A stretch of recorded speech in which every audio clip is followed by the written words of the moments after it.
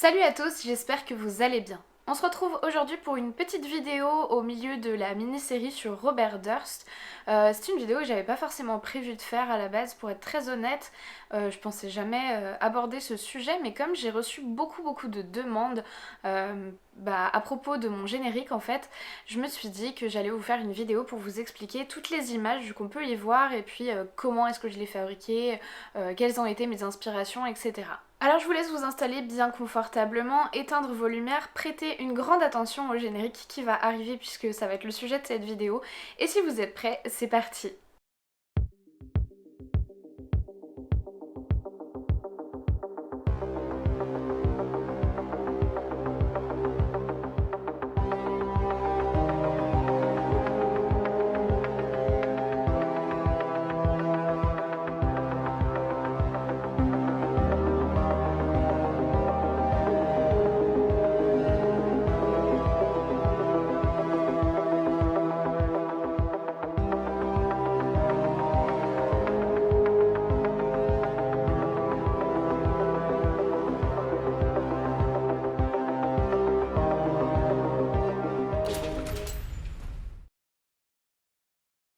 Pour commencer, ce qu'il faut savoir, c'est que mon générique, c'est la toute première chose que j'ai faite quand j'ai décidé de créer ma chaîne, avant même de faire ma petite vignette, avant même de faire ma bannière, avant même d'avoir tourné une première vidéo. C'est la toute première chose vraiment que j'ai faite. J'avais envie de le faire vraiment qu'il soit complètement terminé, avec totalement l'esprit de la chaîne, enfin tout ce que je voulais y mettre.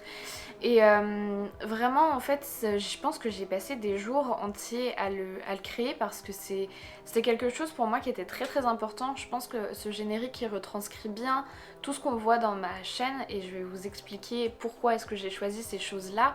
Et vraiment c'était pour moi, je pouvais pas commencer à faire autre chose si ça c'était pas terminé et que j'en étais pas satisfaite. Alors je sais qu'il y a certaines personnes qui adorent ce générique, d'autres qui l'aiment un peu moins parce qu'elles trouvent qu'il fait trop peur ou bien qu'il est trop long. Et enfin il y a tout un tas de choses comme ça, j'ai l'impression que c'est une question qui divise un petit peu. Moi honnêtement comme je vous le disais c'est vraiment quelque chose auquel je tiens beaucoup. J'en suis franchement assez fière, je trouve qu'il est plutôt réussi. J'étais très contente de ce que j'ai fait. Alors ce générique là ça veut pas dire qu'il restera à tout jamais pour ma chaîne hein, mais... Actuellement maintenant avec un an à peu près de publication de vidéos, je trouve qu'il finalement il est devenu un petit peu emblématique de ma chaîne, donc vraiment j'y tiens beaucoup. Il y a des personnes qui m'avaient suggéré le fait qu'il y ait certaines images à l'intérieur qui changent pour annoncer les sujets dont j'allais parler. C'est quelque chose, je trouve que c'est une idée absolument formidable, absolument merveilleuse. Malheureusement je suis quelqu'un de pas assez organisé pour réussir à faire ça. Ça voudrait dire qu'en fait il faudrait déjà que j'ai fait tous mes plannings de vidéos et que je sache de quoi je vais parler sur quand même une assez longue période, ce qui n'est absolument pas le cas. Et du coup c'est une super bonne idée, pourquoi pas essayer de faire ça plus tard si jamais j'arrive à plus m'organiser. Mais pour l'instant en tout cas c'est pas à l'ordre du jour, malgré le fait que je trouve que ça pourrait être méga stylé de faire des sortes de saisons avec un générique qui change. Mais pour l'instant il est comme ça et je suis pas prête de le changer de sitôt je pense. Donc voilà, je vais vous expliquer un petit peu parce que vous avez été nombreux à me poser des questions sur certaines des images qu'on voit dedans. Donc je vais vraiment vous raconter en fait comment je les construis et puis à quoi correspondent toutes les photos ou vidéos qu'on peut voir dedans. Quand j'ai commencé à chercher des images et à commencer à créer ce générique, j'avais deux inspirations en tête. Deux inspirations, je pense que certains les ont peut-être un peu reconnues. Il y a d'abord le générique de Mindhunter. En fait, à la base, c'est vraiment ça que je voulais faire. Enfin, je voulais faire quelque chose de très ressemblant. Et puis finalement, ça a beaucoup dérivé, on n'est plus du tout dessus. Mais il y a quand même ce côté psychologie et tueur en série qu'on retrouve avec une musique un peu lancinante, un thème un petit peu lent quand même. Et personnellement, c'est vraiment un générique que j'aime beaucoup, même si j'ai un peu le clic facile sur passer l'introduction sur Netflix. C'est un générique que je trouve vraiment très bien fait parce qu'il représente hyper bien la série. Vous le savez, j'adore Mindhunter. Donc je vous mets un petit extrait de ce fameux générique. Et puis l'autre ouverture de série qui m'a énormément marquée, et ça va être sans surprise pour les personnes qui me suivent depuis un certain temps et qui connaissent mes goûts, c'est le générique de American Horror Story. Alors le générique change à chaque saison puisque c'est des thèmes d'histoires complètement divers et variés, donc il correspond à chaque fois à la série, à la saison en question. Mais je dirais que c'est vraiment particulièrement le générique de la saison 1 qui m'a le plus inspiré sur mon propre générique, avec notamment ces portraits d'enfants et ce côté extrêmement glauque, extrêmement creepy que j'avais aussi envie de donner à ce générique. Donc là pareil, je vous laisse en regarder quelques images. Alors pour commencer, une des choses sur lesquelles on me pose beaucoup de questions, c'est qui sont les deux enfants dont on voit des portraits. Il y a ce petit garçon et cette petite fille, et au risque de vous décevoir, ce sont pas des personnes particulières, enfin c'est bien des gens qui ont dû exister, ce sont juste des vieilles photos, des vieux portraits d'enfants. J'ai cherché, j'avais vraiment envie, comme je vous le disais tout à l'heure, de recréer ce côté un petit peu American Horror Story avec les portraits dans le générique d'American Horror Story, c'est plus des portraits de bébés, moi j'avais envie de prendre un peu plus des enfants, et donc j'ai tout simplement fait une recherche sur Google Images en cherchant des vieux portraits assez vintage d'enfants, et après j'ai modifié un peu les couleurs, les contrastes pour leur donner un côté encore plus inquiétant, même si déjà de base je trouve que c'est des images qui juste parce qu'elles sont anciennes et je pense avec le développement des photos donnent un côté un peu inquiétant au visage, et ça rentrait totalement en fait dans ce que j'avais envie de retranscrire. Toujours dans les vieilles photos un petit peu vintage, j'étais allée chercher une photo de déguisement d'Halloween à l'ancienne. C'est donc cette photo que vous avez tous vue dans mon générique et à laquelle pareil vous m'avez posé des questions. Alors là encore il n'y a rien de particulier, ce sont juste des personnes qui s'étaient déguisées pour la fête d'Halloween. D'ailleurs j'avais réutilisé cette photo dans une de mes toutes premières vidéos que j'avais faites où je vous expliquais d'où vient la tradition d'Halloween. C'est une photo qui doit avoir je sais pas genre environ une centaine d'années et qui a été prise voilà, avec des personnes qui faisaient leur costume pas du tout à la manière de ce qu'on a aujourd'hui, et au final il y avait vraiment ce côté un petit peu plus on se déguise en monstre et en choses comme ça, et puis c'était généralement des costumes un peu faits main, et je trouve que ça a un côté vraiment, il y a une authenticité mais aussi un côté bien plus flippant dans ce genre de déguisement là que simplement une personne qui met un masque en plastique de je sais pas Michael Myers ou des trucs comme ça. Et il y a vraiment un charme très très particulier, j'adore les photos d'anciens déguisements d'Halloween, je vais vous en mettre 2-3 en plus dans cette vidéo pour que vous voyez. Je trouve qu'il y a vraiment quelque chose qui ressort, qui émane en fait une ambiance vraiment particulièrement effrayante quand on regarde ce genre de photos. On en arrive à l'une des photos qui vous a le plus intrigué. Là encore c'est une vieille photo, c'est la photo de ce fameux ventriloque. Alors là encore je vais sûrement vous décevoir mais c'est pas une histoire particulière. Il s'agit juste d'un ventriloque qui s'appelle le lieutenant Herman, et c'est une photo vraiment assez ancienne qui a été prise aux alentours de 1870. Je crois qu'il y a 2 ou 3 photos maximum sur internet de cet homme avec sa marionnette. J'ai pris celle qui m'intéressait le plus, que je trouvais la plus correspondante à l'idée que j'en avais. J'avais vraiment envie de mettre cette photo là parce que je la trouve particulièrement marquante en fait. Enfin, vraiment la tête de la poupée, de la marionnette, elle est très très angoissante. Il est vraiment...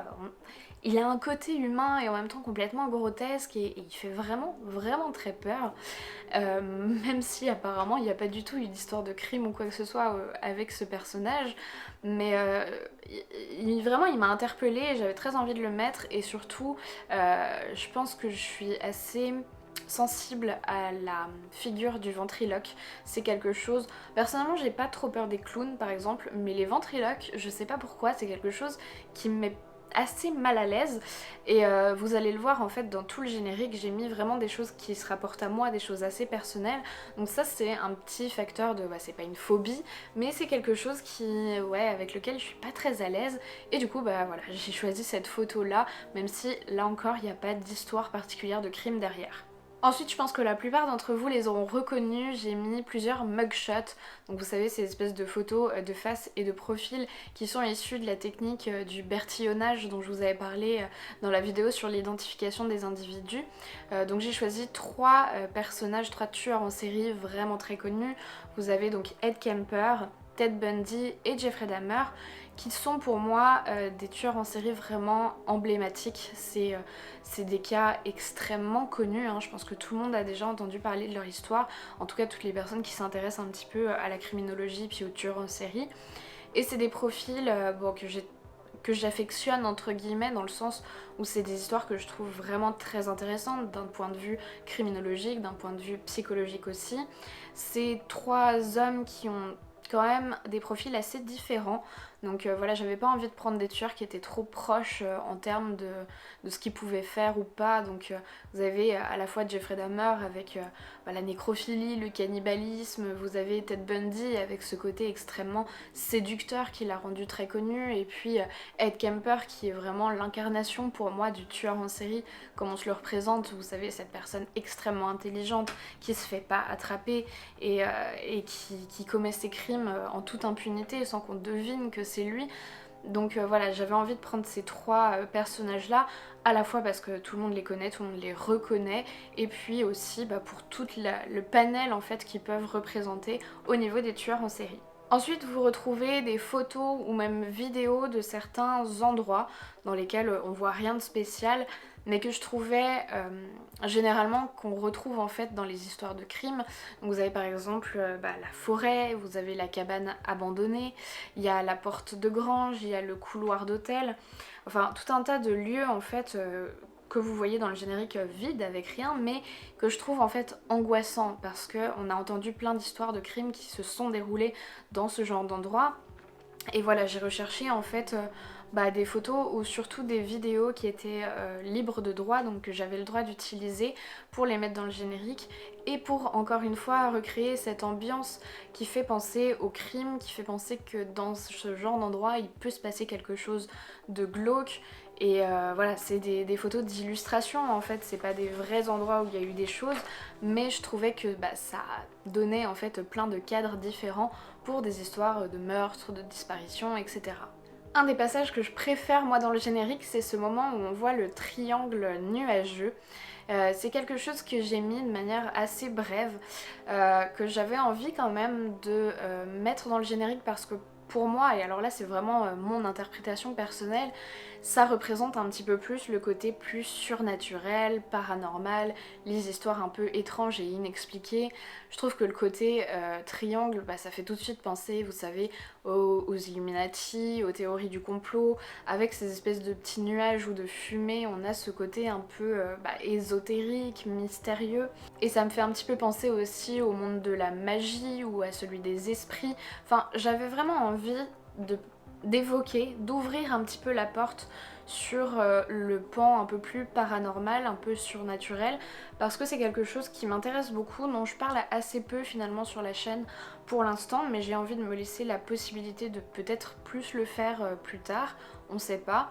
Mais voilà, j'avais pas envie que ce soit trop présent dans le générique, c'est pour ça qu'il y a que ça qui fait référence et que c'est de manière assez subtile. Je voulais pas trop, je me voyais pas en fait mettre par exemple une représentation des extraterrestres ou de soucoupes volantes ou de sorcières ou de choses comme ça, parce que c'est des choses qui m'intéressent mais sur lesquelles je suis quand même assez sceptique, et du coup je trouvais que justement ce triangle qui s'illumine un petit peu mais qui reste quand même assez inaccessible, assez étrange tout simplement, ça montre en fait que c'est une porte ouverte, une fenêtre peut-être sur ce genre de sujet-là que je pourrais aborder un jour ou pas, mais je voulais pas que ce soit trop présent dans le générique et que ça prenne le pas sur la criminologie et la psychologie. L'image de fin, qui est une des images apparemment les plus détestées de mon générique, c'est l'araignée. Je l'ai mis dans le générique parce que, comme je vous le disais tout à l'heure, je voulais vraiment essayer de mettre des choses qui sont assez personnelles en fait. J'avais vraiment envie de mettre une partie de moi dans cette introduction. Et en fait, vous l'avez peut-être déjà entendu parce que j'ai dû y répondre dans la FAQ. Les araignées, c'est, je pense, ma plus grosse phobie.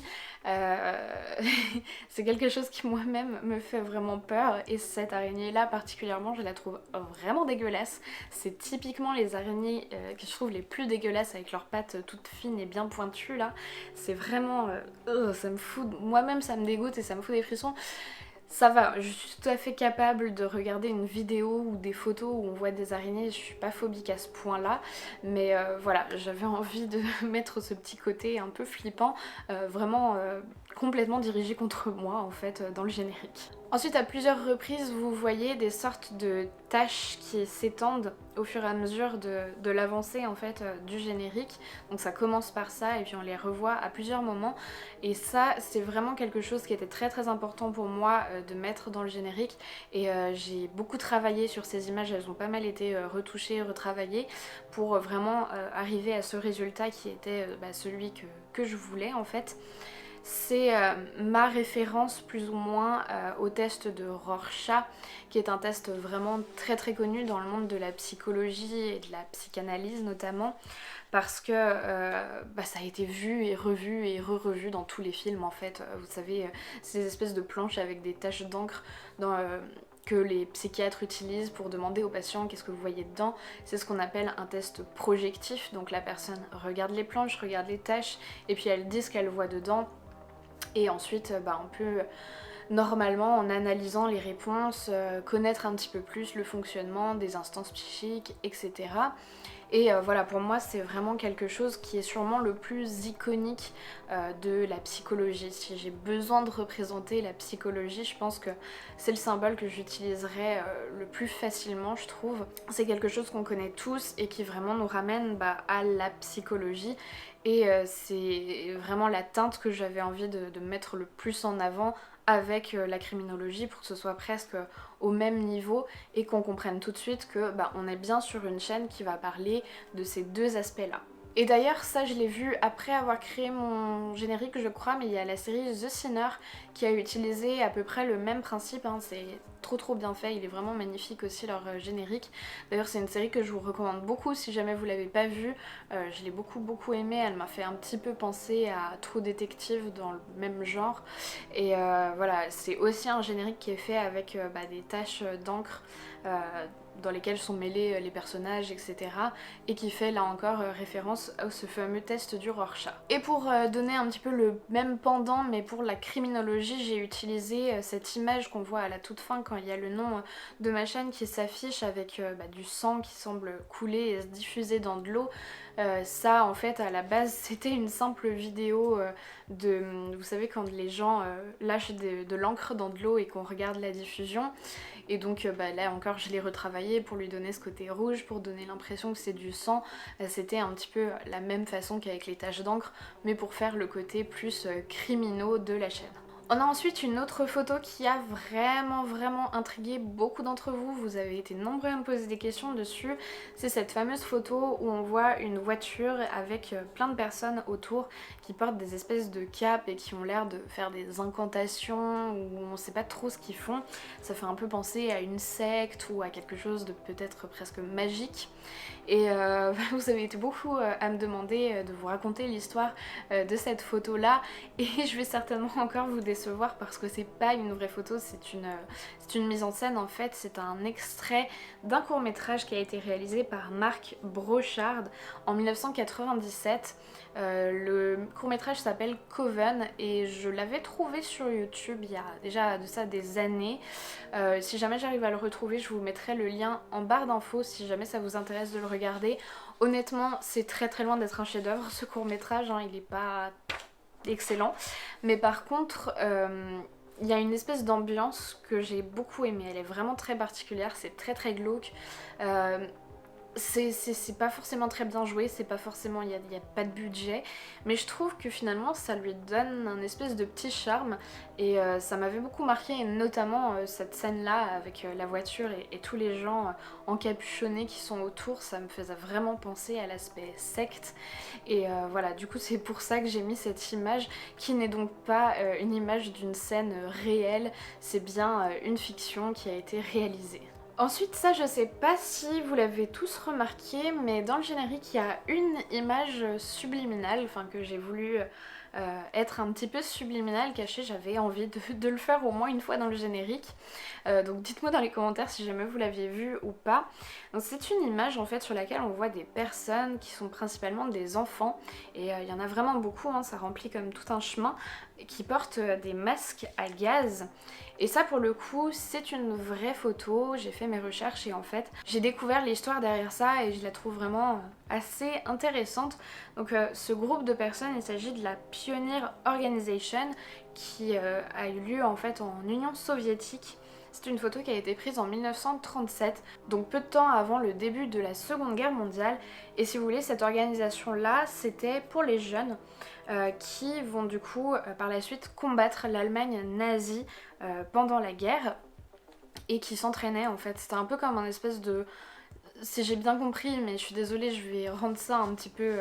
Enfin, peut-être que je vais pas forcément coller tout à fait à la réalité, mais c'était un peu comme un espèce de camp de scouts, mais vraiment qui se préparait à la guerre et à des affrontements, notamment avec des gaz toxiques et des choses comme ça. Et je trouve que cette photo, elle est vraiment, vraiment très, très impressionnante. Les masques à gaz, c'est vraiment quelque chose qui m'a toujours beaucoup marqué et qui me fait toujours une impression vraiment très très forte quand j'en vois.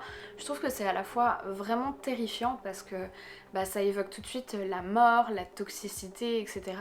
Mais c'est aussi un côté assez fascinant, juste l'esthétique des masques à gaz. Je trouve que c'est vraiment beau entre guillemets, enfin je sais pas vraiment comment expliquer, mais c'est comme l'attrait par exemple que j'ai pour certains crânes ou des choses comme ça. Je trouve que c'est beau esthétiquement, même si ça rapporte à des choses un peu morbides. Et voilà, ça me touche à chaque fois que j'en vois, ça me marque. Et ça me renvoie à cet univers un peu apocalyptique, de fin du monde, de choses comme ça. Et vraiment c'est une image que je trouvais très très puissante. Et même si j'ai pas forcément parlé de ça en particulier, pourquoi pas faire une vidéo d'ailleurs là-dessus. Je vous ai déjà parlé plusieurs fois d'histoires qui se passaient soit pendant la guerre, soit qui ont rapport un petit peu avec tout ce qui est chimique, parce que c'est vraiment quelque chose là encore qui m'intéresse beaucoup. Enfin, ce générique il se clôture sur une toute petite seconde de noir avec un bruit de porte métallique qui claque. Ça c'est complètement libre à l'interprétation de chacun peut y entendre ce qu'il veut finalement. Moi, pour moi, quand j'entends ce bruit-là, ça me fait penser en fait à une grosse porte de prison qui se claque comme si finalement ça clôturait l'histoire et que ça y est, on a attrapé le méchant et il est sous les verrous. Mais vous pouvez vraiment y entendre ce que vous voulez, il n'y a pas de sens particulier à ce bruit-là. Vous pouvez l'interpréter exactement comme vous voulez, ça peut tout à fait être autre chose. D'ailleurs, je serais très intéressée de savoir ce que vous entendez avec ce bruit-là. Et puis je ne peux pas vous parler de mon générique sans parler de la musique que j'ai utilisée, qui est une musique que j'aime beaucoup et je sais que vous êtes aussi nombreux à me l'avoir demandé, à m'avoir demandé son titre. Donc il s'agit de la musique Mystery de Allfix et vous avez tous les liens pour la retrouver et retrouver toutes les musiques qu'il fait en barre d'infos comme d'habitude. C'est une musique qui est libre de droit, ça veut dire que n'importe qui en fait peut prendre cette musique et l'utiliser pour ses vidéos, pour les mettre en ligne sur YouTube ou sur n'importe quelle autre plateforme d'ailleurs. C'est libre de droit comme toutes les musiques que j'utilise en fait, hein, parce que évidemment on peut pas utiliser n'importe quelle musique quand on fait des vidéos, donc toutes les musiques que vous entendez à chaque fois en arrière-plan quand je parle et que je vous raconte des histoires, c'est pareil, c'est des musiques qui sont libres de droit. Et donc cette musique là, j'ai mis un peu de temps je crois à la trouver, enfin j'ai pas forcément mis beaucoup de temps à la trouver parce que c'est une musique qui ressort assez vite quand on fait certaines recherches avec certains mots-clés pour rechercher de la musique libre de droit. Et j'en ai écouté beaucoup, vraiment, j'en ai écouté beaucoup et c'était un peu une évidence que ce soit celle-là qui allait coller sur mon générique. Donc moi j'avais déjà mis toutes mes images, j'avais déjà fait tout mon montage et ensuite j'essayais avec plein de musiques différentes pour voir ce que ça donnait, quel était le rendu. Et vraiment, cette musique-là, j'ai trouvé que c'était clairement la meilleure de ce que je pouvais trouver. Parce que elle a ce côté assez sombre, assez glauque, mais en même temps pas trop non plus. Enfin, elle est quand même un petit peu rythmée, elle est quand même un petit peu entraînante entre guillemets, pas trop non plus parce que je voulais pas que ça ait ce côté festif, mais elle a un petit côté quand même je pense, punchy, qui donne peut-être envie de continuer à regarder et de l'écouter. Et voilà, elle me faisait penser, enfin avec ce côté sombre, elle me faisait penser vraiment au début d'un film, genre d'un polar, un truc comme ça, comme on pourrait l'entendre dans une série à la télé ou quoi. Et vraiment, enfin, je sais que vous êtes nombreux à apprécier cette musique-là, et je pense que j'ai pas fait d'erreur en la choisissant. Je pense qu'elle colle vraiment très très bien à mon thème, et que c'était celle qui allait le plus mettre en avant et en valeur toutes les images que j'avais sélectionnées. Je sais que moi, personnellement, je suis très très sensible à l'auditif, beaucoup plus qu'au visuel. Du coup, si la musique est bien, c'est clair que ça va beaucoup plus me mettre dans l'ambiance que les images. À la limite, j'aurais pu faire un générique limite tout noir, sans rien, avec juste cette musique-là. Je pense qu'on comprenait déjà qu'on était sur ma chaîne et sur une chaîne qui allait parler de crime et de psycho, etc. Enfin, moi personnellement, je trouvais que c'était vraiment le choix qui correspondait bien. Et voilà, c'est comme ça que j'ai choisi cette musique-là. Et c'est comme ça qu'une fois que je l'ai trouvé, mon générique était enfin prêt, il était fini. Et comme je l'ai dit, j'en étais vraiment très contente parce que c'est la première chose que j'ai faite pour ma chaîne. Et je pense que ça résume bien tout ce que je fais. Donc voilà, je vous ai expliqué tout ce qu'il y avait à dire à propos de mon générique, je crois que j'ai rien oublié. Si jamais j'ai oublié quelque chose, vous pouvez me poser des questions, il n'y a pas de souci, je viendrai répondre. Et je me suis dit que tant qu'à faire, pendant qu'on y était, je vais vite fait vous parler de mes petites phrases d'accroche et de fin. Le fameux éteindre ses lumières et puis rallumer ses lumières. Parce que y a plusieurs personnes en fait qui m'ont déjà fait des remarques là-dessus. J'ai trouvé ça assez amusant parce que tout le monde n'a pas forcément compris pourquoi je disais ça. Je pense que dans l'ensemble vous avez compris, mais j'avais envie de tout bien vous réexpliquer. Ça va avoir un petit côté cours de français, explication de texte, ce que je vais faire, mais bref, j'avais envie quand même de vous donner toutes les clés en main pour bien comprendre comment est-ce que j'ai construit mes vidéos et comment est-ce que j'en suis venue à dire éteindre vos lumières et rallumer vos lumières. Alors bien sûr, le fait d'éteindre ces lumières pour regarder les vidéos que je fais, puis ensuite de les rallumer, ça a un sens tout à fait littéral, exactement comme on le fait notamment quand on regarde des films d'horreur.